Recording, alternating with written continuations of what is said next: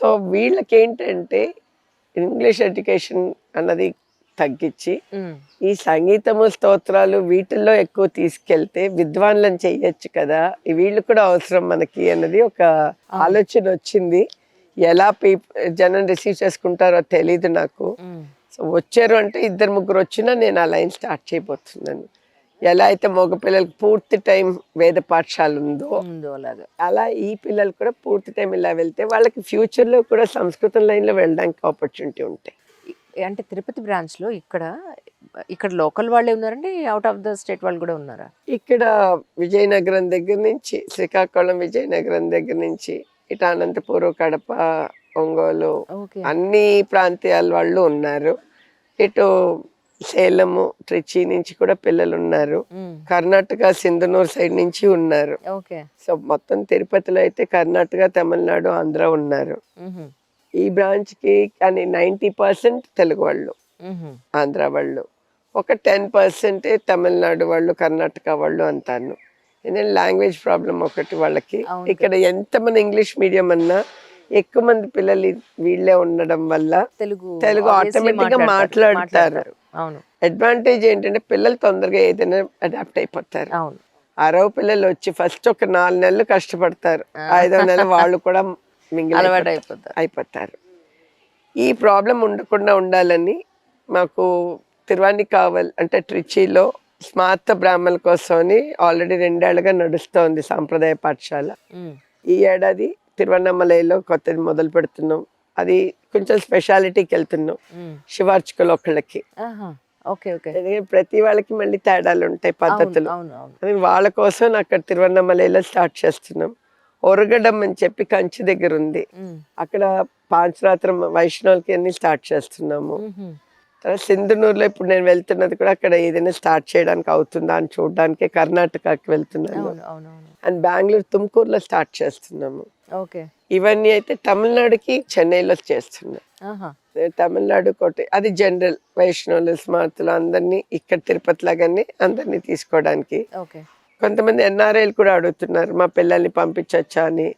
ఢిల్లీ నుంచి వస్తున్నాయి ఎంక్వైరీలు, బాంబే నుంచి. సో వాళ్ళకి ఫ్లైట్ కనెక్షన్స్ ఈజీ ఉంటాయి కదా అన్న దాంతో ఫీజిబిలిటీ మొదలు పెడితే కానీ ఎలా వెళ్తుంది అన్నది తెలీదు. కానీ ఇప్పటిదాకా అయితే ఎక్కడ ప్రాబ్లం రాలేదు. ఒకటి హైదరాబాద్ లో ఉన్నది సంప్రదాయ పాఠశాల ఒకటి నాకు తెలుసు, లాస్ట్ టైం మనం మీతో మాట్లాడినప్పుడు చూపించాను. ఇది చెన్నై. ఇది కాకుండా ఎక్కడెక్కడ ఏ టైప్ ఆఫ్ పాఠశాలలు ఉన్నాయో ఒకసారి మాకు. అంటే ఆడపిల్లలకి అని చూస్తే సాంప్రదాయ పాఠశాలలు ప్రాంతీయ అలవాట్లు రావాలి, తర్వాత వాళ్ళకి ఆ పద్ధతులు పండుగలు ప్రతి సెక్టర్లో మారిపోతాయన్న దానికని ఇవన్నీ చేస్తున్నది. హైదరాబాద్లో ఉన్నది తెలంగాణ పద్ధతుల కోసం అని. ఇప్పుడు ట్రిచి నేను చెప్పినట్టు స్మార్తం కని, ఇక్కడ మొత్తం జనరల్ ఆంధ్ర, రాయలసీమ ఇవి అన్ని కలిపేస్తాం మేము ఇక్కడ తిరుపతిలో. రాష్ట్రాలు అనుకోవచ్చు, 2 రాష్ట్రాలు కాకుండా ఇప్పుడు కొన్ని గోదావరి పద్ధతులు, నేను గోదావరి దాన్ని కనుక, ఇంకోళ్ళు రాయలసీమ కనుక వాళ్ళ పద్ధతులు, అన్ని పద్ధతులు కలిపి పిల్లలకి నేర్పుతున్నాం. పూణేలో ఉంది, నాసిక్ లోని మహారాష్ట్ర కల్చర్ కి. సో మిగతా గుజరాత్, మధ్యప్రదేశ్ ప్రయత్నం చేస్తున్నాము. సో తొందరలో అన్ని రాష్ట్రాల్లోనే రావాలి అన్నది కోరిక. ఇది కాకుండా ఆడపిల్లలు వీళ్ళకే చేస్తున్నాం అన్నది కాకుండా ఇది 2015లో మొదలు పెట్టాను. 2016లో వచ్చి నాయబ్రాహ్మణులకి మొదలు పెట్టాం ఆడపిల్లలకి. అది ఇక్కడ పుత్తూరు పక్కన కార్వేట్ నగరం అని ఉంది. వాళ్ళకి ఏంటంటే ఇంగ్లీష్ చదువుతో పాటు స్కూల్కి వెళ్తారు వాళ్ళు, గవర్నమెంట్ స్కూల్కి. గవర్నమెంట్ స్కూల్కి వెళ్ళి వస్తూ పొద్దున సాయంత్రం నాదస్వరం వాయించడం, మూలిక వైద్యాలు నేర్చుకోవడం. వాళ్ళు పూర్వం మంత్రసానులుగా ఉండేవారు. సో అందుకని వాళ్ళ విద్య వాళ్ళకి నేర్పించాలని అవన్నీ నేర్పించడం జరుగుతుంది అనమాట. సో అది వాళ్ళకు ఉంది. ఇంకా మిగతాది ఇంకా ఆడపిల్లలకి వేరేది మొదలు పెట్టలేదు, ఒక్కొక్కటి మొదలు పెట్టాలని. ఇప్పుడు గుంటూరులో ల్యాండ్ అయితే ఉంది, కన్స్ట్రక్షన్ కి కొంచెం ప్రాబ్లం అవుతుంది. అది వస్తే ఆల్ హిందూ కమ్యూనిటీకి జనరల్ సిబిఎస్ఈ స్కూల్ పెడదాం అన్నది అనమాట. అలా అయితే ఎక్కువ మంది వచ్చే అవకాశం ఉంటుంది, ఎక్కువ మందికి ఉపయోగపడుతుంది కూడా. అంటే ఎక్కువ మందికి ఉపయోగపడుతుంది కానీ ఆ ఊరు వాళ్ళకే ఉపయోగపడుతుంది. అదొకటి ఉంది. మళ్ళీ నేను డే స్కాలర్ స్టార్ట్ చేద్దామంటే నాకు అక్కడే ప్రాబ్లం వస్తుంది. డే స్కాలర్ పెడితే ఆ ఊరు వాళ్ళకి బెనిఫిట్ అవుతుంది, అన్ని ఊళ్ళ వాళ్ళు రాలేరు. ఇప్పుడు హాస్టల్ అంటూ పెట్టేసరికి అన్ని ఊళ్ళ వాళ్ళు వస్తారు, కానీ హాస్టల్ అని పెడితే బాధ్యత ఎక్కువ, ఖర్చు ఎక్కువ. అందుకని చూసి నెమ్మదిగా నిదానంగా బాధ్యతకి లోకల్ వాళ్ళ సపోర్ట్ ఉండి చేస్తే కానీ బాధ్యత అవ్వదు. మనం ఇక్కడ అదే స్కూల్లో నాదస్వరం అది జనరల్ స్కూల్ పెడితే అందరూ వస్తారు. డే స్కాలర్కి స్టార్ట్ చేద్దామని ఇప్పుడు విజయవాడ అసలు డే స్కాలర్ అని స్టార్ట్ చేసాము. చేస్తే ఎవరు రావట్లేదు, హాస్టల్ పెడితే వస్తామని గుంటూరు నుంచి మదనపల్లి నుంచి అడుగుతున్నారు అని అంటే ఆ పక్క మంగళగిరి నుంచి అప్పుడు మళ్ళీ దాన్ని హాస్టల్ కిందే చేయాల్సి వచ్చింది. ఎక్కడుందండి విజయవాడలో? విజయవాడలో సత్యనారాయణపురంలో మనకి శారదా స్కూల్ అని ఉంది, శారదా కాలేజ్. వాళ్ళతోటి టైఅప్ తోటి వాళ్ళ పీజీ హాస్టల్ మనకి ఇచ్చేసారు. అది రెంట్కి తీసుకుని అక్కడ నడుపుతున్నాము. అక్కడ స్థానాచార్య గారు విష్ణు అట్లా ఆయన ఉన్నారు, వాళ్ళ ఆవిడ పద్మ గారు నడుపుతున్నారు అది. సో వాళ్ళకి ఏదైనా ప్రాబ్లం వస్తే నేను ఇన్వాల్వ్ అవుతాను, కానీ లేకపోతే రోజు వాళ్ళు చూసుకుంటారు అనమాట. డే టు డే యాక్టివిటీస్ వాళ్ళు చూస్తారు. ఈ బ్రాంచెస్ అన్ని కూడా కంచి స్వామి వారు ఆధ్వర్యంలో నడుస్తున్నాయండి. కంచి స్వామి వారి ఆధ్వర్యం ఒకటి, ఆయన డైరెక్ట్ ఇంటర్వెన్షన్ ఒకటి, డైరెక్ట్ గా మొత్తం ఖర్చు అంతా కూడా అయింది, ఆయన శ్రమే. ఆయన మొత్తం అంతా కూడా పిల్లలు బాగుపడాలి, ఒక ఆడపిల్ల బాగుపడితే కుటుంబాలు బాగుపడతాయి, నెక్స్ట్ జనరేషన్స్ బాగుంటాయి, వాళ్ళు ఆరోగ్యంగా ఉండాలి అన్నది ఎడ్యుకేషన్తో మొదలుపెట్టి పెళ్లి దాకా వెళ్ళి పెళ్లి నుంచి ప్రహ్లాదని పిల్లలు పుట్టేదాకా వాళ్ళని పుట్టే ముందర నుంచి ఎలా వాళ్ళని చూసుకోవాలి అన్న దానికని ఆయన అలా కంటిన్యూస్ తపన పడుతున్నారు ఆయన. ఎందుకంటే పిల్లలు బాగుండి సొసైటీ బాగుంటేనే మనకి హిందూ ధర్మాన్ని నిలుస్తుంది.